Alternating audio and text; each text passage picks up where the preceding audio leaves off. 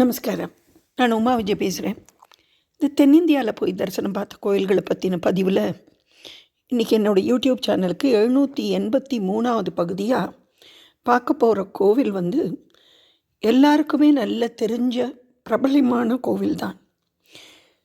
கும்பகோண நகரத்தில் நடுவில் இருக்கக்கூடிய ஆதி கும்பேஸ்வரர் கோவிலை பற்றி தான் நான் இன்றைக்கி போட போகிறேன்.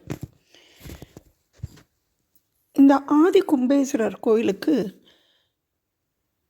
நிறைய தடவை போகிற வாய்ப்பு கிடச்சிருக்கு.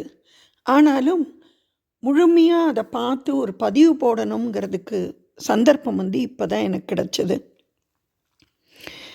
இப்போ சமீபத்தில் இந்தியா போயிருந்தபோது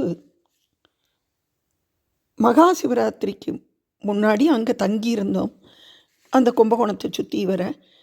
அப்போது அந்த கோவிலில் ஒரு பூஜை நடக்கிறது, ஒரு ஹோமம் நடக்கிறது, வரல்னா வாங்கோன்னு சொல்லி சொன்னபடியாக அந்த கோவிலுக்கு அந்த ஹோமத்தை போய் அதில் கலந்துக்கலாம் சொல்லி தான் போய் பார்க்க போயிருந்தேன். அப்போ அந்த போது அந்த யாகம் 51,000 ஆவர்த்தி, ரொம்ப பெரிய அளவில் தனிப்பட்ட நபர்கள் அவர்களால் நடத்தப்பட்டது. அதுக்கு போன போது அவளோட சேர்ந்துண்டு சுவாமி பக்கத்துலேயே போய், அதாவது அவள் தான் உபயதாரர்கள், ஆனாலும் அவளோடையே பக்கத்துலேயே இருந்து அவளே என்னை கூட்டுண்டு போய் வாங்கோன்னு சொல்லி சுவாமி பக்கத்துலேயே இருந்து தரிசனம் பார்க்குற பாக்கியம் எல்லாம் கிடச்ச போது நிஜமாகவே எந்த ஜென்மத்திலேயோ பண்ணின புண்ணியந்தான் அப்படி ஒரு வாய்ப்பு கிடச்சது அப்படின்னு நினச்சின்னேன். இந்த ஆதி கும்பேஸ்வரர் கோவிலை பற்றி நிறைய பேருக்கு தெரியும். கும்பகோணம் போகிறவா, இந்த பக்கத்தில் போகிறவா எல்லாருக்குமே தெரியும். பூக்கடைக்கு விளம்பரம் தேவையில்லைன்னு சொல்லுவா. ஆனாலும் நான் பார்த்ததை தெரிஞ்சின்றதை போக சந்தர்ப்பம் கிடைக்காதவாளுக்கு ஒரு சந்தர்ப்பமாக இருக்கட்டுமேங்கிறதுக்காக வேண்டி தான் இந்த வீடியோவை நான் போடுறேன். இது 7ஆம் நூற்றாண்டில் கட்டப்பட்ட, அதாவது 1300 வருஷத்துக்கு முன்னாடி கட்டப்பட்ட சோழர் கால கோவில் தான். சோழர் காலங்கும்போதே உங்களுக்கு கோவிலோட பெரிய நிலப்பரப்பு, அதை தவிர இருக்கக்கூடிய தூண்கள், சிலைகள் எல்லாமே நான் நிறையா இதில் சொல்லியிருக்கேன். இந்த கோவிலுக்கு 3 பிரகாரங்கள் இருக்குது, 3 கோபுரமும் இருக்குது. கிழக்கு பக்கத்தில் இருக்கிற கோபுரம் ரொம்ப பெருசாக, இப்போ சமீபத்தில் போன டிசம்பர் மாதம் 2025 தான் இந்த கோவிலுக்கு கும்பாபிஷேகம் ஆச்சு.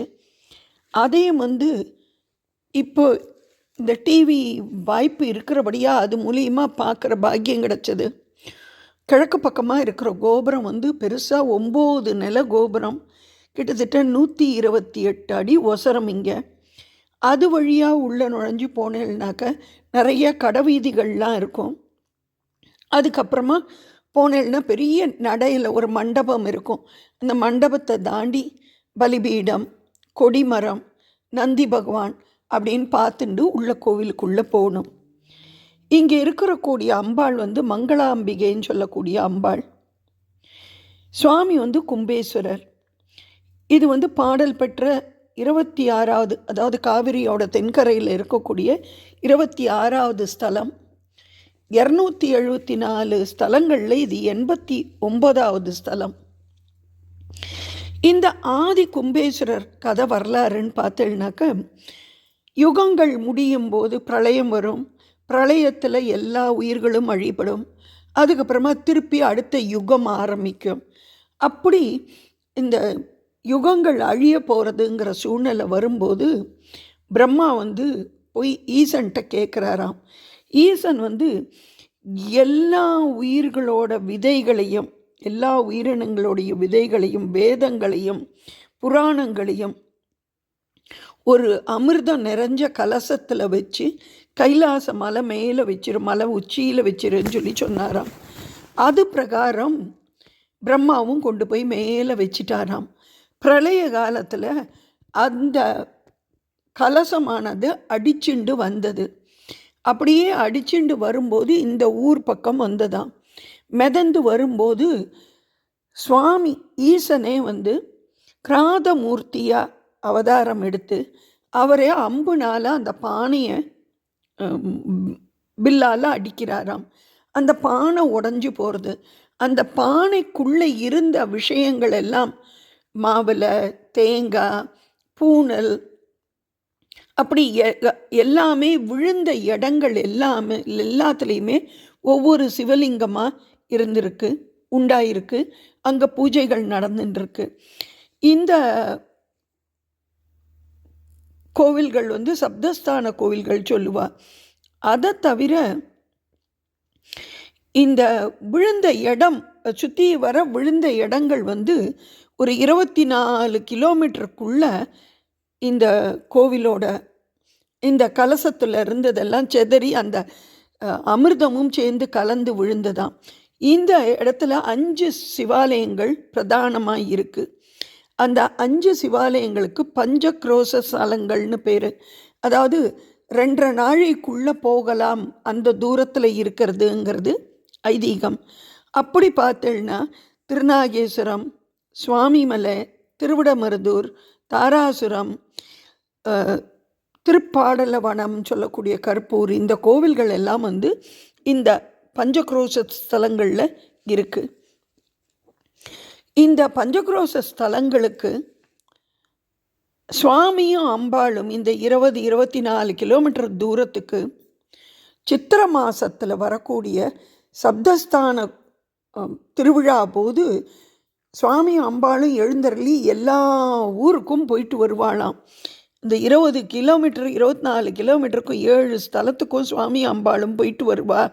அந்த பஞ்சக்ரோச ஸ்தலங்கள் என்னெல்லாம் சொல்லி பார்த்தோம்னாக்க திருவலஞ்சுழி, தாராசுரம், சுவாமிமலை, சாக்கோட்டை, கொட்டையூர், அதெல்லாம் தான் அந்த ஸ்தலங்களில் சேர்த்தியாக இருக்குது. இப்போது இந்த கோவிலில் விசேஷங்கள் என்னெல்லான்னு பார்த்தேன்னாக்க சூரியன் கும்ப ராசியில் இருக்கும்போது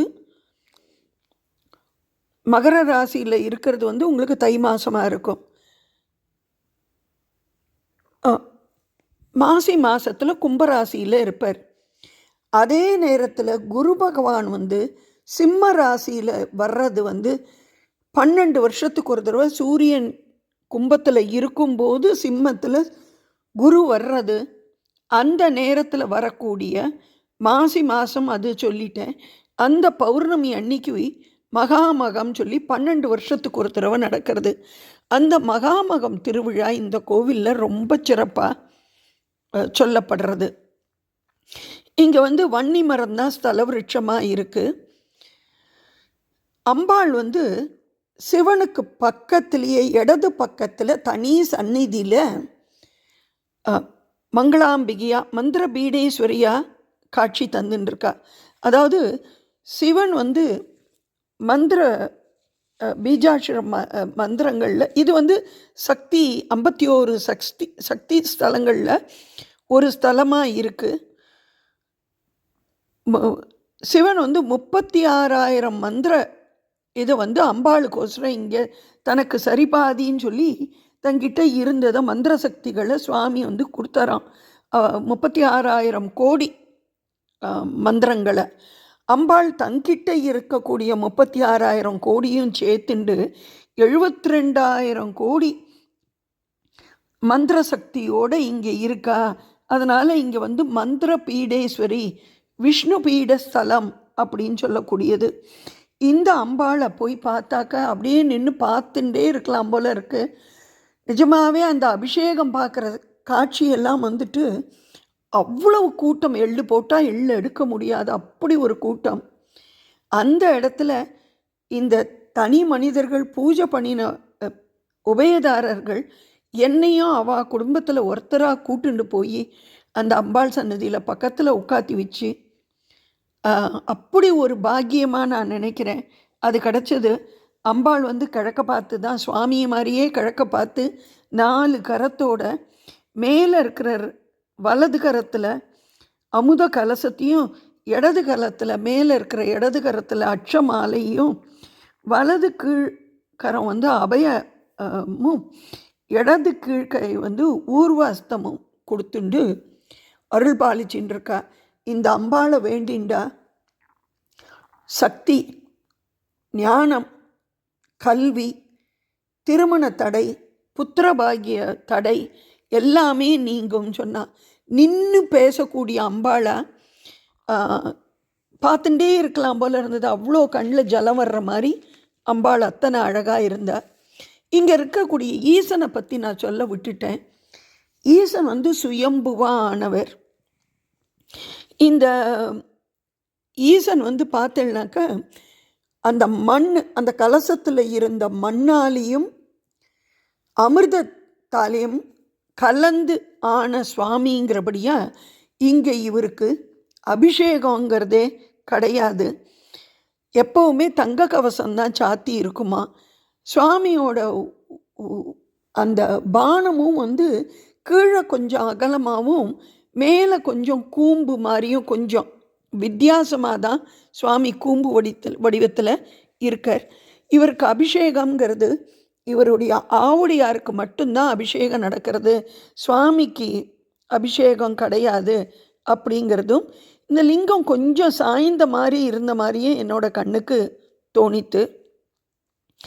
இங்கே வந்து இந்த கிராதமூர்த்தியாக சுவாமி வந்தபடியாக இங்கே கிராதமூர்த்திக்கு தனி சந்நிதி இருக்கிறதும் இந்த கோயிலில் பார்க்க முடிகிறது. இந்த ஸ்தலத்தில் வந்து மகாவிஷ்ணு, அப்புறமா பிரம்மா, இந்திரன், ஆத்ரேகோத்திர ரிஷி, காமதேனு, காஷ்யப் ரிஷி எல்லாருமே இங்கே வந்து வேண்டிண்டு அருளாசி பெற்றிருக்கா. மகாவிஷ்ணு அவரோட சக்கரத்தை இந்த ஸ்தலத்தில் வேண்டிண்டு அவர் திரும்ப பெற்றார் அப்படின்னும் சொல்லப்படுறது. இந்த ஸ்தலத்தில் இருக்கக்கூடிய முருகனும் வித்தியாசமானவர். 6 முகம் 12 கைகளோட கோவிலில் தான் நம்ம பார்த்துருக்கோம், நான் பார்த்துருக்கேன். ஆனால் இந்த ஸ்தலத்தில் முருகன் 6 முகத்தோடையும் 6 கரங்களோடையும் தன்னோட மனைவிகளான வள்ளி தேவி யானையோடு சேர்ந்து கார்த்திகேயன்கிற பேரில் இங்கே அருள் பாலிச்சுருக்கார். இந்த கார்த்திகேய சுவாமியை வந்து அருணகிரிநாதர் பாடியிருக்காருங்கிறதும் இன்னும் ஒரு விசேஷமான இது. விஜயநகர மன்னர்கள் சோழ காலத்துக்கு அப்புறமா 15ஆம் நூற்றாண்டு கிட்ட இந்த கோவிலை விரிவுபடுத்தி பெருசாக கட்டியிருக்காளாம். அதில் ஒரு இடம் வந்து நவராத்திரி மண்டபம் சொல்லக்கூடிய இடம். இந்த விஜயநகர மன்னர்களால் கட்டப்பட்ட இந்த நவராத்திரி மண்டபத்தில் 12 ராசிகள் 27 நட்சத்திரங்களை குறிக்கிற மாதிரி சிற்பம் வந்து இருக்கிறத பார்க்க முடிகிறது. அதுக்கப்புறமா இந்த ஸ்தலத்தில் இருக்கக்கூடிய பாக்கி சந்நிதிகள் சுவாமி பார்த்தது கோவில் விசேஷங்கள் சொல்லி பார்த்தோன்னா இங்கே பிள்ளையார், முருகர், கஜலக்ஷ்மி, 63 நாயன்மார்கள், நடராஜர், அப்புறமா நால்வர், சோமஸ்கந்தர், சப்த கன்னியர்கள், காசி விஸ்வநாதர், விசாலாட்சி அம்பாள் சமேத விஸ்வநாதர், வீரபத்ரர், இவா எல்லாரும் இருக்கிறத பார்க்க முடிஞ்சது. முதல் பிரகாரத்திலேயே வந்துட்டு வலம்புரி பிள்ளையார், தக்ஷணாமூர்த்தி, அன்னபூர்ணி, ஜேஷ்டாதேவி, சண்டிகேஸ்வரர் எல்லாரையும் பார்க்க முடிஞ்சது. அதை தவிர சட்டநாதர், பிள்ளையார், சூரியன், சந்திரன், பைரவர், ஜுரதேவர், வன்னி விநாயகர், நவகிரகங்கள், அப்புறமா லக்ஷ்மி நரசிம்மர், அகஸ்தியர் எல்லாரையும் நம்ம தரிசனம் பார்க்க முடிகிறது. 63 நாயன்மார்களில் ஒருத்தரான மூர்க்க நாயனார் தன்னோட முக்தி அடைகிறதுக்கு முன்னாடி இந்த ஸ்தலத்தில் பக்தர்களுக்கெல்லாம் உணவு கொடுத்தார், உணவளித்தார் அப்படிங்கிறதும் தெரிஞ்சின்ற ஒருத்தர் மூலிமா பேசிகிட்டு இருந்தபோது தெரிஞ்சின்ற விஷயமா இருக்குது. இந்த கோவிலில் மகாமகத்து போது தான் பிரம்மோற்சவம் ரொம்ப சிறப்பாக நடக்கிறது. இங்கே பிரதோஷம்னா போயிருந்தபோது பிரதோஷம் வேறு அவ்வளவு அழகாக கூட்டம்னா கூட்டம். அந்த பிரதோஷ நந்தி பகவானை பார்க்குற வாய்ப்பு கிடைச்சது. இங்கே சுற்றி வரும்போது கல்லாலான நாதஸ்வரம் இருக்கிறதும் இந்த கோவிலில் சிறப்பாக இருக்குது. இங்கே வந்து ஆவணி மாதத்தில், அதாவது சூரியன் சிம்ம ராசியில் இருக்கும்போது ஆவணி மாத ஞாயிற்றுக்கிழமையில் இந்த மந்திரபீடேஸ்வரி அம்பாளுக்கு செம்பருத்தி பூனால் அலங்காரம் பண்ணி அர்ச்சனை செஞ்சாக்க எல்லா வேண்டுதல்களும் திருமண தடை, புத்திரபாகியம், கல்வியில் மேன்மை, தொழிலில் முன்னேற்றம் எல்லாமே கிடைக்கும் அப்படிங்கிறது இங்கே இருக்கிறவாளுக்கு நம்பிக்கையாக இருக்குது. நிறையா பேர் வந்து செஞ்சுட்டு போயின்னு இருக்கா அப்படின்னு சொல்லப்பட்டது.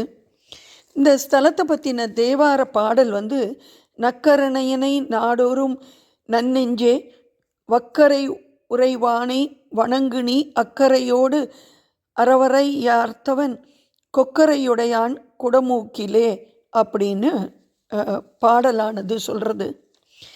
இந்த ஸ்தலத்தில் மாசி மகத்து போது மாசி மகாமக குளத்தில் தீர்த்தவாரி நடக்கிறது. பங்குனி மாதம் மகாமகத்தில் தெப்போற்சவம் நடக்கிறது. அப்புறமா மகாமக குளத்தில் தெப்போற்சவம் நடக்கிறது. சித்திரை மாதத்தில் தான் இந்த சப்தஸ்தானத்துக்கு 7 ஊருக்கும் சுவாமி அம்பாளும் புறப்பாடுங்கிறது நடக்கிறது. வைகாசியில் திருக்கல்யாணம், ஆனியில் திருமஞ்சனம், அதுக்கப்புறமா ஆடி பூரம் அம்பாளுக்கு வளகாப்புக்கு, ஆவணியில் இங்கே பிள்ளையார் சதுர்த்தி, ஆவணி புரட்டாசியில் வரக்கூடிய நவராத்திரி 9 நாளும் இங்கே சிறப்பாக, ஐப்பசியில் முருகருக்கு கல்யாணம், கந்த சஷ்டி, மாசி மகத்து போது அஸ்வினி நட்சத்திரத்தன்னைக்கு இந்த ஊரில் பிரம்மோற்சவத்துக்கு கொடி ஏற்றுவாளாம். 9ஆம் நாளைக்கு தேரோட்டம் நடக்குமா. 10ஆம் நாள் அன்னைக்கு பஞ்சமூர்த்தி, அதாவது பிள்ளையார், முருகர், அம்பாள், சண்டிகேஸ்வரர், சுவாமி, அம்பாள், சண்டிகேஸ்வரர் எல்லாரும். மகா சிவராத்திரியும் இங்கே ரொம்ப சிறப்பாக கொண்டாடப்படுறது அப்படிங்கிறது தெரிஞ்சுட்டேன். அதுக்கு தவிர சிவனுக்கு உண்டான எல்லா பூஜைகளும், அம்பாளுக்கு உண்டான எல்லா திருவிழாக்களும் திருவிழா கோலத்தோடையே தான் இந்த கோவில் இருக்குது அப்படிங்கிறது. இந்த கோவிலுக்கு தெற்கு வாசல் வழியாகவும் உள்ளே போகலாம். நான் தெற்கு வாசல் வழியாகவும் இந்த தடவை போனது தெற்கு வாசல் வழியாக போனேன். ஆனால் கிழக்கு வாசல் வழியாக பெரிய கோபுரத்தோடு போகிறது கோவிலோட அழகை பார்த்துட்டே போகிறதுக்கு இன்னும் சந்தர்ப்பத்தை கூட கொடுக்கும்.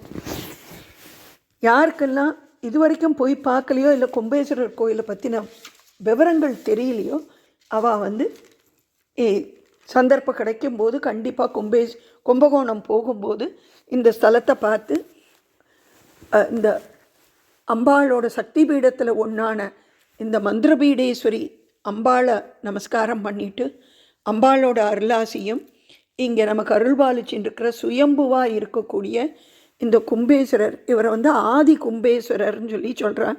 இந்த ஆதி கும்பேஸ்வரரோட அருளையும் எல்லாரும் பெறணும்னு சொல்லி இந்த வீடியோ முடிக்கிறேன். இந்த வீடியோ பிடிச்சிருந்தால் லைக் பண்ணுங்கோ, கமெண்ட் பண்ணுங்கோ, ஷேர் பண்ணுங்கோ. நமஸ்காரம்.